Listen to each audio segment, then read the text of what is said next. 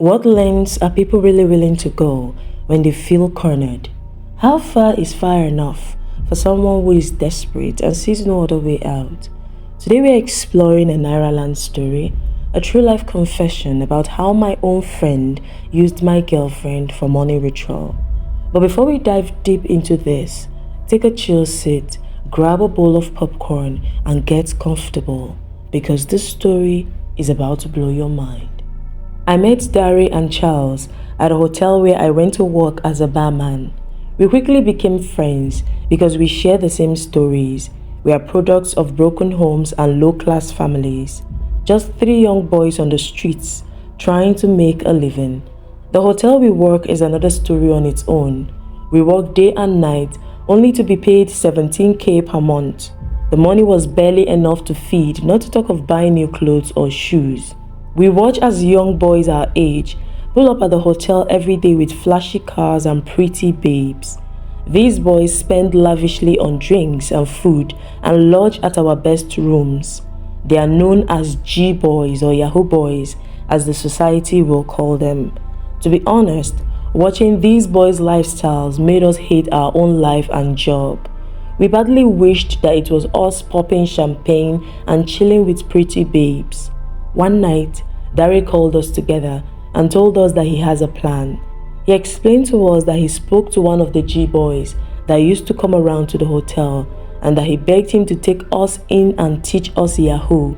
He said the G-boy agreed, but that he asked us to get a laptop and Wi-Fi first. On that night we were so happy. We practically screamed with joy. We were so ready to do Yahoo. The only problem, however, was that we didn't have enough money for laptop and Wi-Fi. Charles then suggested we combine our month-end salary to get a fairly used laptop and Wi-Fi, which we all agreed. 2 weeks till month's end. It was the first time we walked with joy. We walked so happily because we knew our lives was about to change. Immediately we got paid. We all left the hotel, got a laptop and Wi-Fi, and head straight to the G-bro's apartment. It was a 3-bedroom luxurious apartment which he shared with his friend. We were given the third room to sleep. Though the bros taught us Yahoo like he promised, but he used us like house help more. All we do is run errands, clean the house, cook and wash his clothes. We suffered.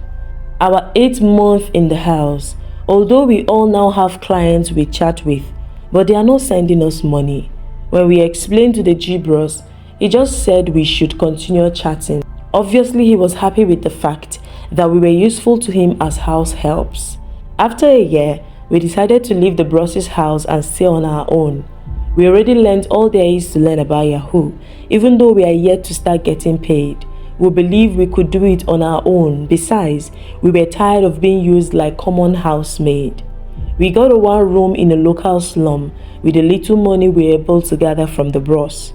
While in the 1 room, Dari told us he knows a herbalist who can help us get money from our clients. The problem, however, was that the herbalist stays very far and we were broke. So we got jobs as bricklayers and laborers. It was a tough job, but we did it for a week, gathered the money we made, boarded a bus from Lagos to Oyo State. When we got to the herbalist house, he told us the charm he wants to do for us is so powerful and that it is the charm itself that will choose the person fit enough to do it. And when the herbalist consulted the oracle, the charm chose Dari, which means me and Charles are not fit. The herbalist told us Dari will have to stay 7 days with him. Me and Charles head back to the hotel where we lodged. We didn't have money to lodge for the 7 days and our room will expire the next day. That's when I suddenly remembered Sholape. We met each other on Facebook and we have been talking for over a year now. Our friendship had grown so much that we talk every day and night. She stays in Oyo while I live in Lagos. Immediately I remembered she stays in Oyo. I called her up and told her I was in Oyo State and that I need a place to stay for a while. Lucky for me, she says she stays alone now because of school and that she's happy to accommodate me and my friends. The next day, immediately our hotel room expired. me and Charles moved to Sholape's apartment. Meeting her for the first time was unbelievable. She looked so beautiful and curvy. To think I've been talking to such a beauty all along. She saw me and she smiled, and we talked and talked through the night, which made our friendship grow even deeper. She was happy to finally see me, and I was happiest to see her. While me and Charles were at Sholape's apartment waiting for Dari, I started falling deeply in love with Sholape. She was a godly child and a true Christian. She takes me to church every day and shares the word of God with me. She cooks for us without asking for money, and to be honest, she was a fantastic cook. My stay with Sholape got me rethinking about my life. Sholape had agreed to date me, and she also made me promise her that I will not do Yahoo for money, which I promised. My plan was that once Dari gets back from the Baba's house, I will tell him I'm no longer interested in Yahoo. In fact, I made up my mind not to follow them back to Lagos. I will stay in Oyo State, get a job, and get married to Sholape. On the 8th day, Dari arrived. He looks completely exhausted and scared. We took him into the room, locked the door behind us, and tell him to gist us what happened. Instead of explaining, Dari bursted into tears. It was the first time I saw a man cry. He cried and cried, and after he stopped crying, he looked at us and said, "Please don't bring up this topic again. Never ask me to tell you what happened at the herbalist's place again. Please, I beg you." And we all nodded in agreement. We hugged him and comforted him. I don't know what might have happened, but I have this scary feeling that our lives will never be the same again. We started preparing to leave Oyo State the next day. Although I wanted to tell Dari that I'm no longer interested in Yahoo again, but with the way things are going, that will be impossible to say.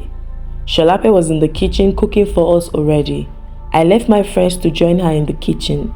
I explained to her that I will be leaving the next day, but I promised her I will be back. She looked so disappointed and begged me to stay with her. I convinced her I was going to come back. She cried that she will miss me, and tears dropped from my eyes too. In such a short while, we have grown to love each other so much. The last night at Sholape's apartment, she asked me to come and sleep with her in the room. It was a room and parlor, and since we arrived, she sleeps in the room alone while me and my friend sleep in the parlor. I accepted the offer. It was the night I found out that she was a virgin, and she willingly gave me her virginity. She was the sweetest babe I ever had sex with. After the lovemaking, we slept off, only for me to wake up and see Dari in the room with a red charm in his hand. I was shocked, and I asked him what he was doing in the room. He made a sign that I should keep quiet. Next thing, he rubbed the red charm on Sholape's head and left the room. Immediately he left the room, I followed him angrily behind. "Dari, are you mad? What did you rub on Sholape's head? Don't you know she's my girlfriend?" I shouted. Dari made another sign, suggesting that I should keep quiet and not wake the neighbors. Then he replied, "Girlfriend? But you told me she's just your friend and nothing serious. Besides, even if she's your girlfriend, who says you can't get another girlfriend?" Saying this, he walked away. I got really mad, followed him behind, and pushed him to the wall. Charles came to separate us from fighting each other, and while this was going on, I heard Sholape laughing in the room. She was laughing and dancing so loud. I ran into the room and noticed that she didn't recognize me again. She was misbehaving and dancing and laughing stupidly. I suddenly realized that she had gone mad. Omo. I didn't know what to do again. Sholape kept laughing and dancing, tearing her clothes, and suddenly, tears started dropping from my eyes. Dari then rushed in the room and told me we have to leave immediately before people wake up and find out. His statement got me even madder. I rushed at him, held the clothes around his neck and shouted, Dari, what did you do? Tell me, why did you do this to her? My eyes was filled with tears and disappointment. Dari brushed my hands away from his neck and started crying too. Do you think I'm happy with what happened? Do you think I want to be like this?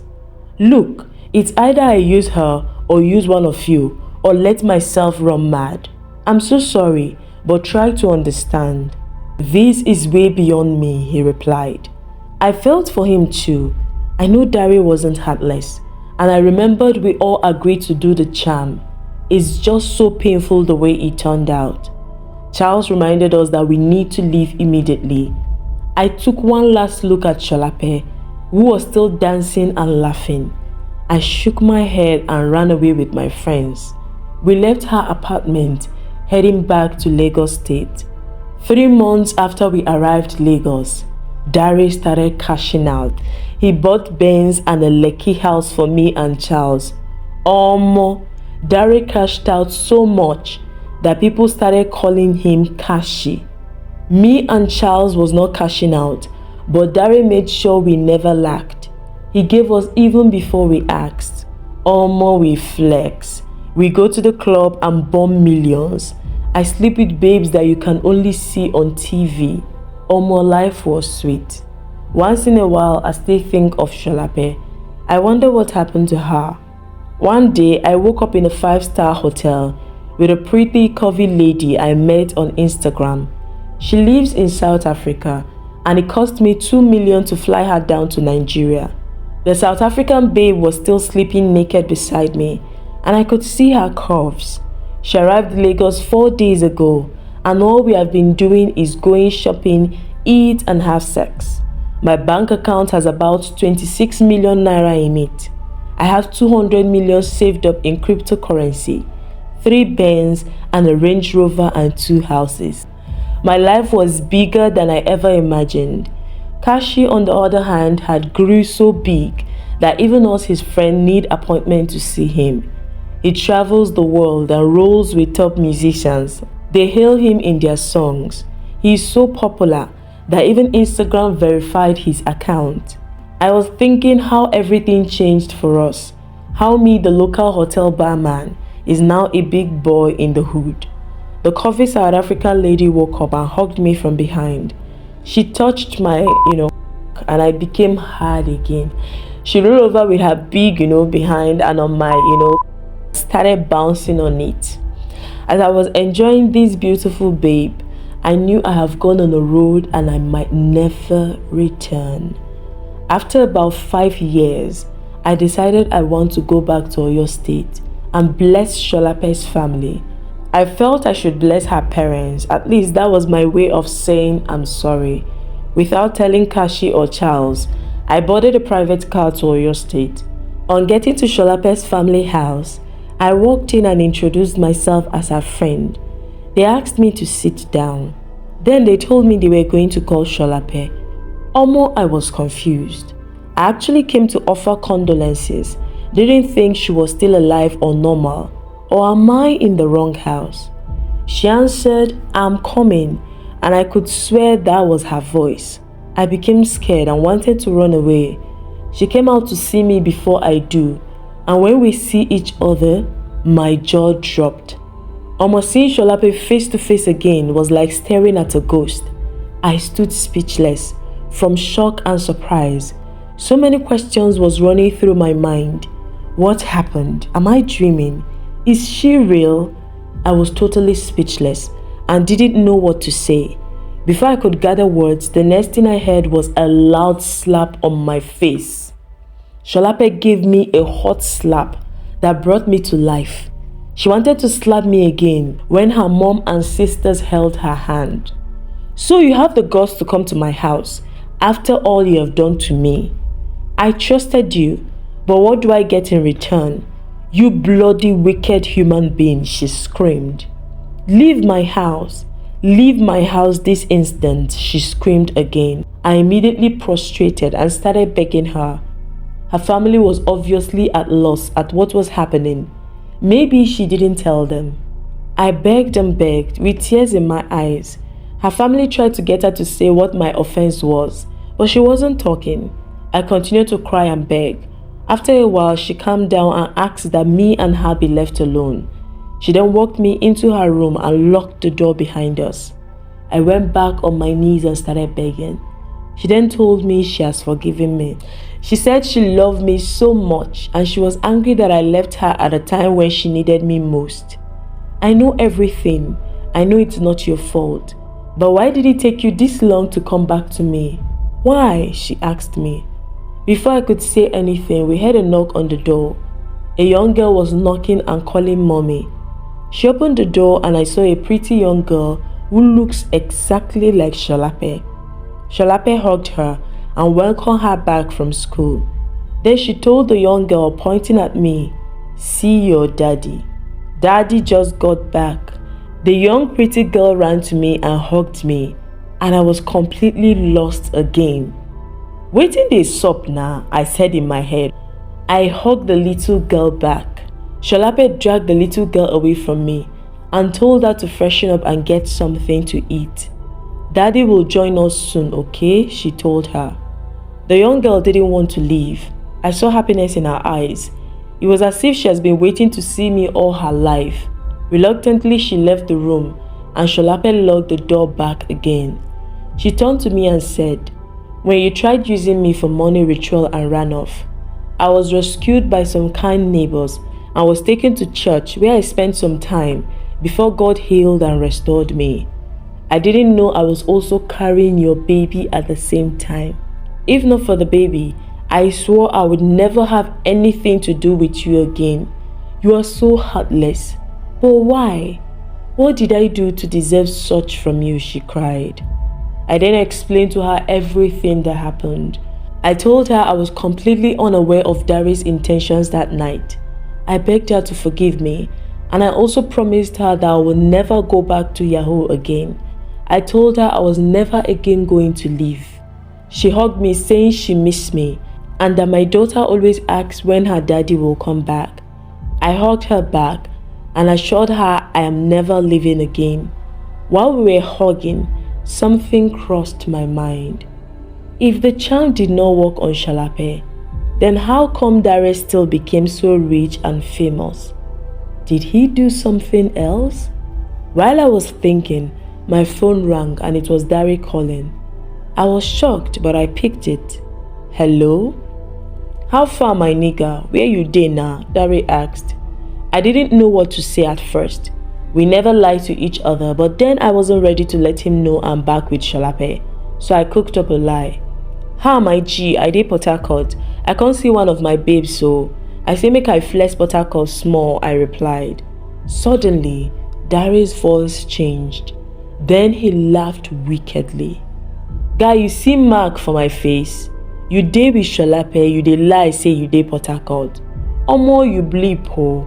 So you went back without telling me," he replied. I was shocked and confused and quickly disconnected the call and switched off my phone. Truth is, Dare has changed ever since we got back from Oyo. He acts like a demon. Sometimes it was as if he knows everything. He has grown so heartless and powerful that we, his friends, fear him. Although he fixed us a monthly salary, the truth is that ever since we came back, we haven't made a penny ourselves. All the money we have was from Dare, and up till now, I never saw it as an issue. Sholape looked at me and smiled. She then tapped me. "See, baby, if you really want answers, there is a place I want you to follow me to," she said, looking at me. I nodded in agreement, and we left the house for a prophet's church. On getting there, the prophet welcomed me, sat me down, and then revealed to me, "My son, do you know that you are the main source of your friend's wealth?" Omo, I was speechless and dumbfounded, but the prophet continued. "You see, when your friend tried using Sholape and it did not work out, he went back and used you. Yes, all the money he has been giving you is actually your own," the prophet concluded.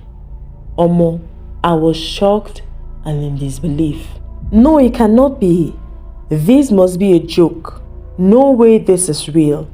"Haba, no, you guys are whining me," I replied in utter disappointment. The prophet looked at me in pity and shook his head. Thank your stars that you found out this early, because once he finishes using your destiny and you are no longer bringing money, he will stop giving you money and push you out. By that time, you'll be useless to yourself. All the property you gather will go, and you will eventually run mad, the prophet said. I was still in shock. I couldn't believe my ears. I turned to the prophet and begged for solution. Please, sir, help me. I don't want to run mad. Please, sir, I replied. The prophet said there is a solution and that I will have to spend 21 days in the church, 7 days fasting and some other things. He said if I can do this, I will be totally free and I will recover all my lost glories. He, however, warned that I must not go back to my friend no matter what, because my restoration will cause setback for him and he will become broke. Omo, I agreed and even decided to start that day. Sholape also promised to spend the 21 days with me. She packed to the church premises with my daughter to stay with me. I found out my daughter's name is Praise. I did my 7 days fasting with Sholape. Praise goes to school from the church and the school bus brings her back. On the 20th day in church, with just 1 day remaining to go, me and Sholape already discussed our plans. We would relocate to Ghana first, then from there enter Canada, where we will start our lives as one big family. We were both laughing and discussing our plans when I was told someone was asking after me. I was surprised because I wasn't expecting anybody. I stood up to go see who it was and I was shocked. Standing before me was Dari. For the first time in my life, I was scared seeing my friend. Dari just looked at me like I was a ghost.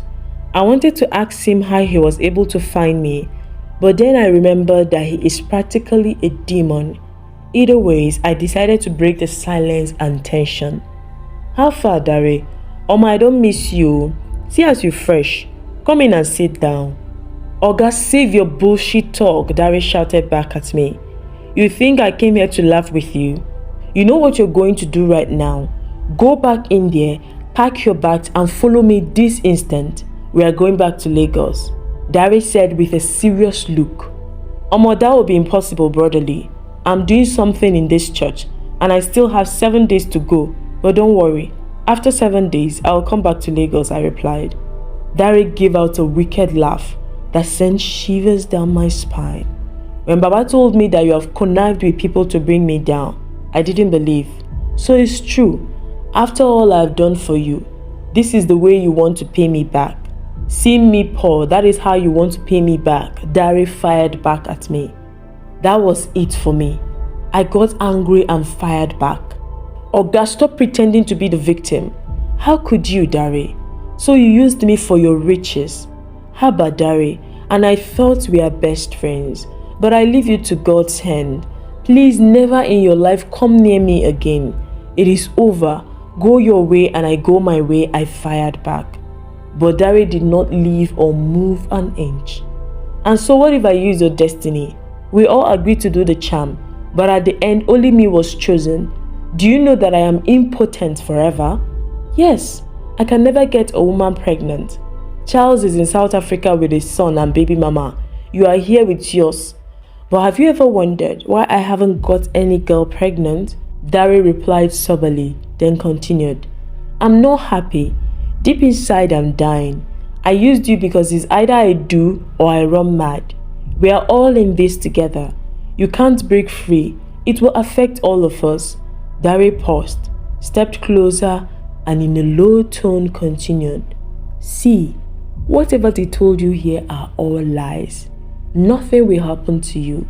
You won't go broke or run mad. Sholape cooked that story with the prophet so that you can stay with her. But if you really want your destiny back, there is something you can do. But you have to follow me back to the herbalist's house. Once we perform the sacrifice, you will collect your destiny back and it won't affect me. Then I can find someone else to use. Please, my friend, do this for me. This church will only make us go broke, then run mad, Dari begged. I was confused. The pastor had told me that if I leave the church premises before the 21 days camp, that it will have drastic consequences. Today is the 20th day, just one more day remaining to go. What do?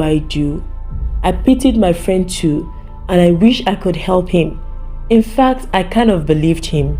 Even though I pitied Dare, I knew going with him was not a good option, not after waiting 20 days indoors. No matter what Dare says or do, I was not ready to risk it. At least let me finish the 21 days first, before any other thing. I turned to Dare and told him, "Guy, just give me 2 days. I promise you I'll follow you anywhere after 2 days. At least let me finish with what I started here." When Dare realized that I wasn't going to budge or agree with him, he shook his head and then said, "Fine, if this is the part you want, take it, no wahala. I'm ready to play that game." He then brought out his phone, dialed the number, and was telling the person on the phone to bring the package. My mind started running with different thoughts again. What package could he be talking about? Well, no matter what he brings out, I know one thing for sure. I'm never leaving this church premises. After about 2 minutes, some hefty guys showed up, about 5 of them. I wasn't surprised because that's how Kashi rolls. He works with bouncers and soldiers. Whenever he goes out, there is always a convoy, at least 5 luxury cars following him. When the 5th bouncer arrived, my heart skipped. I couldn't believe my eyes. The bouncer was holding my daughter. She was still in her school uniform. Kashi must have stopped by her school before coming to see me at the church.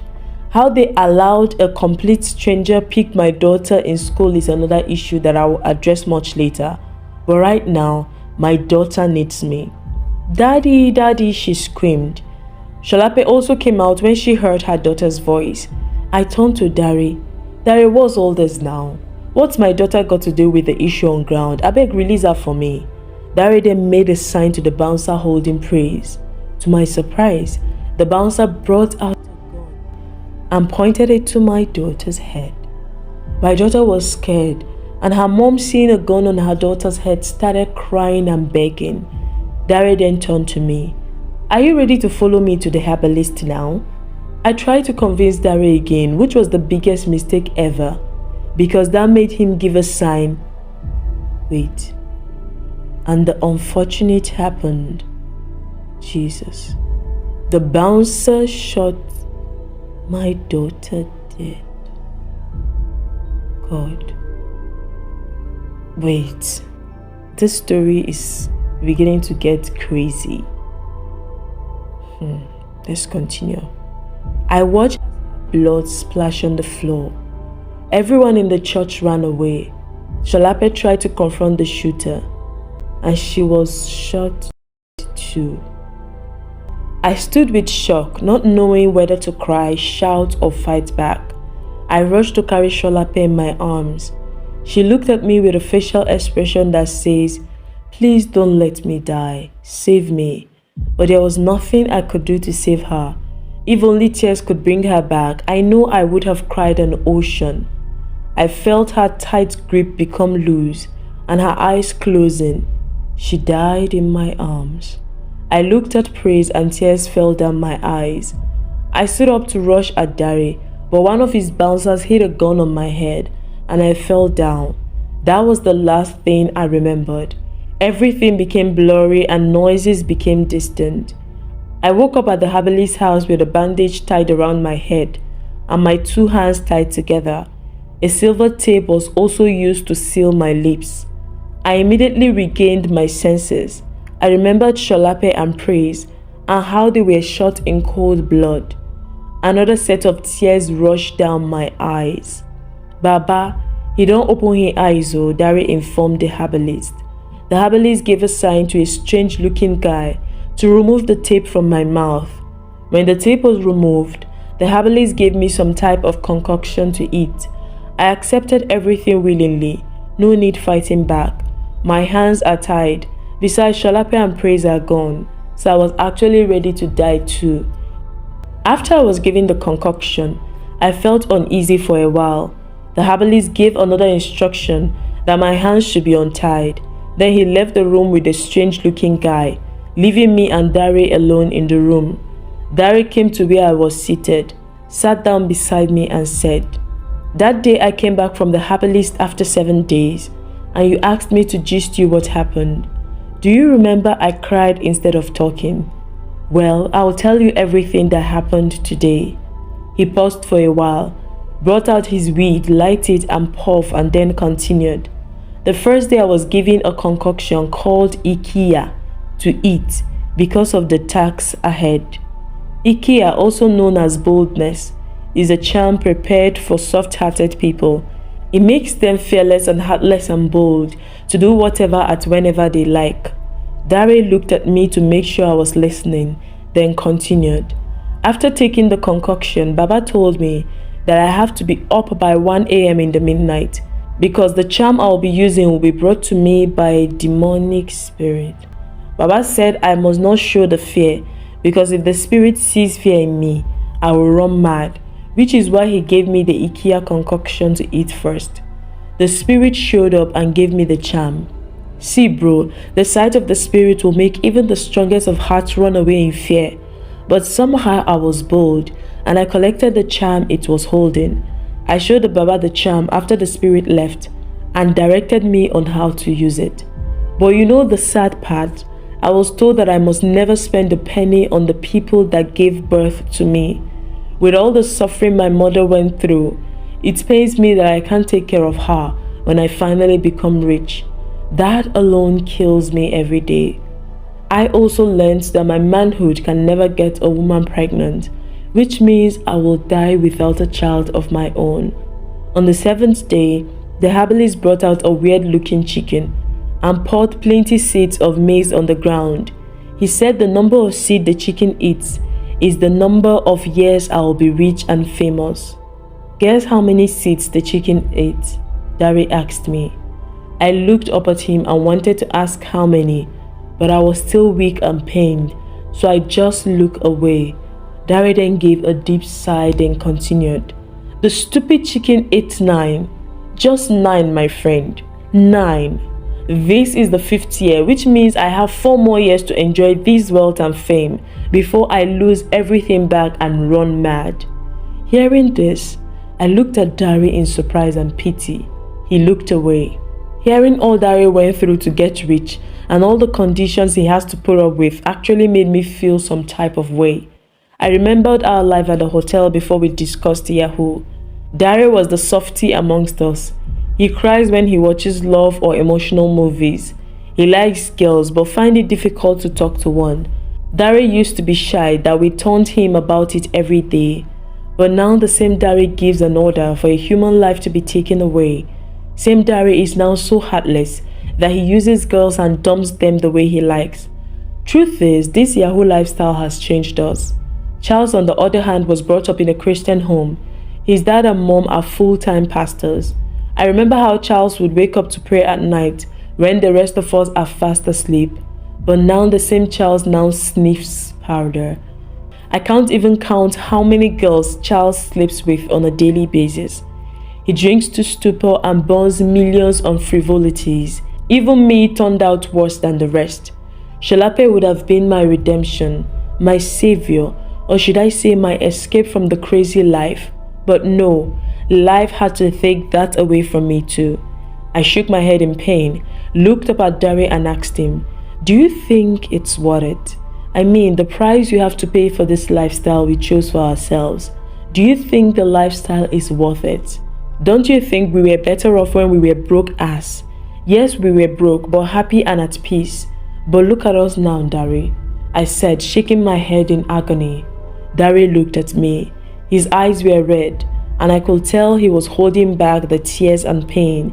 He tapped me and then replied, "It is too late to turn back now, bro. We are in this shit already.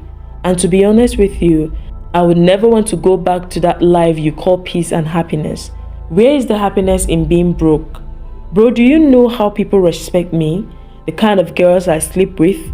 I have celebrities on my contact list, viewing my WhatsApp status, millions of dollars saved up. See bro, I would never trade this life for anything else. Yes, the price is high, but then nothing good comes easy. And yes, I might have it, just 9 years to enjoy this money and fame. But guess what? As long as I have a glorious person available as sacrifice on the 9th year of my life, fame and wealth will be renewed. I will automatically have another 2 years to go. Then all I have to do is to renew it every 2 years. I looked at Dari in disgust and disappointment. So you are ready to take another person's life just to renew your own? How wicked and heartless can you get, Dari? I asked him. He looked at me and then tapped me again on my back. This street, you either kill or be killed.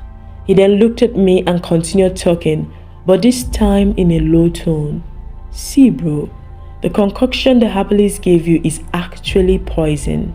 Hearing this, I looked up at Dari in shock and surprise.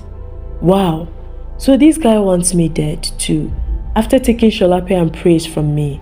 Wow.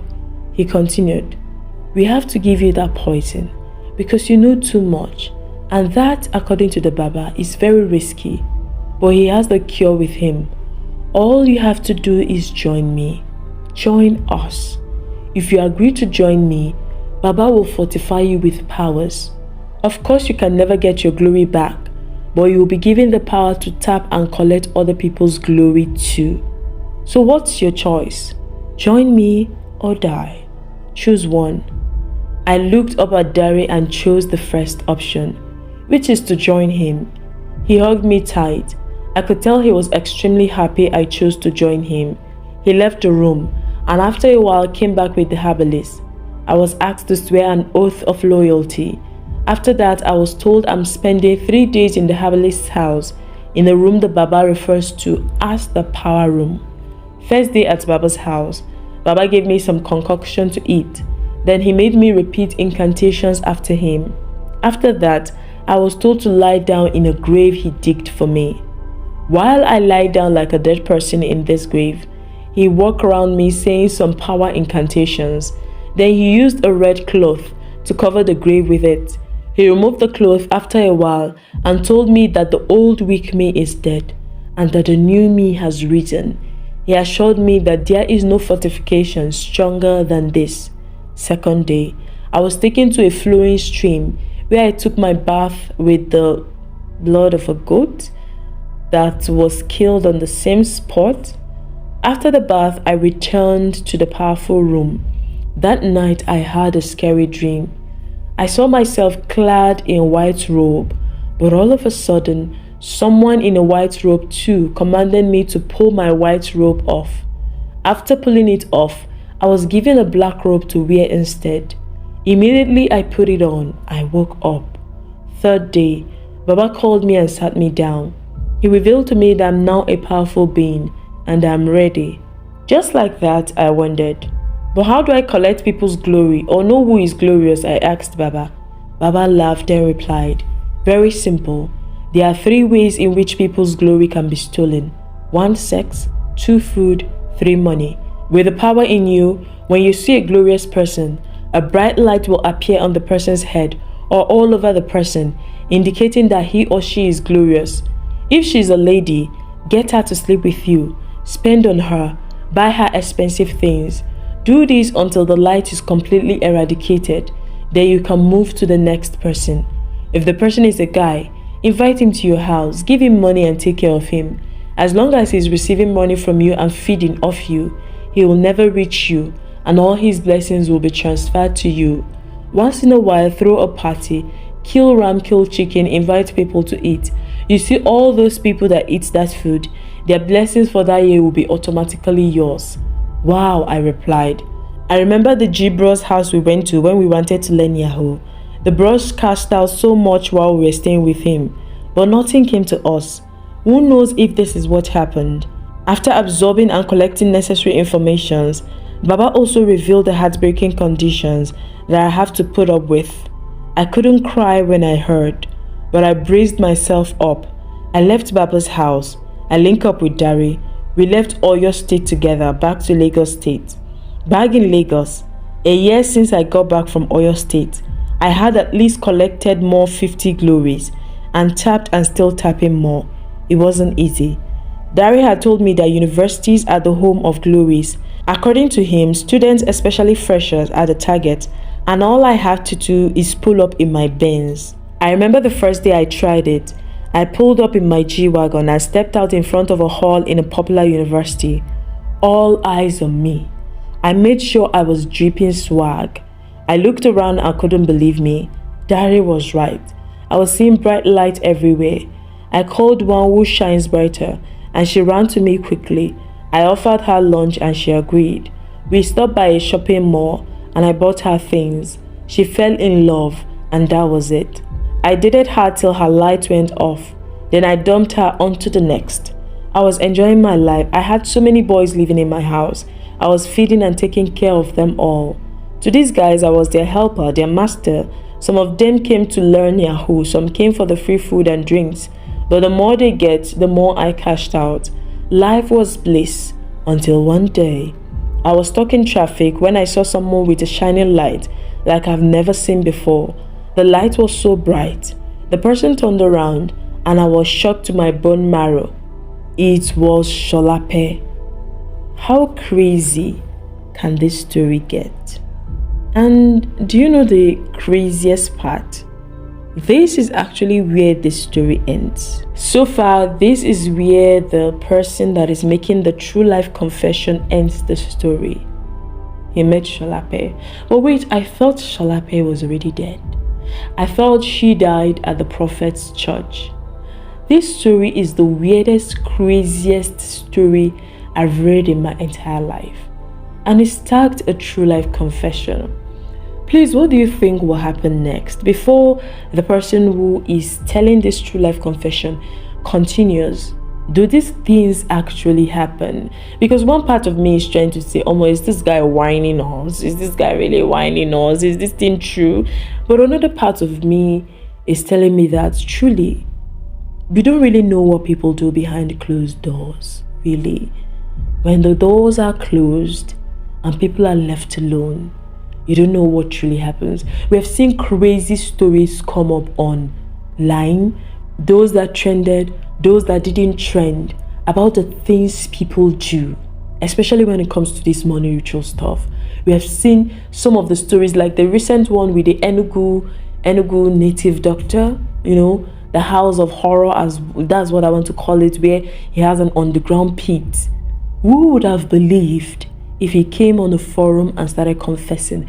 Everybody would have said, oh, this guy is whining us. But then, these things actually happened. So guys, this is the end of the story. If you enjoyed this story, subscribe to this channel because we're going to be bringing you back-to-back confessions of the crazy things that people do behind closed doors. And if you have a story to tell, please send us an email.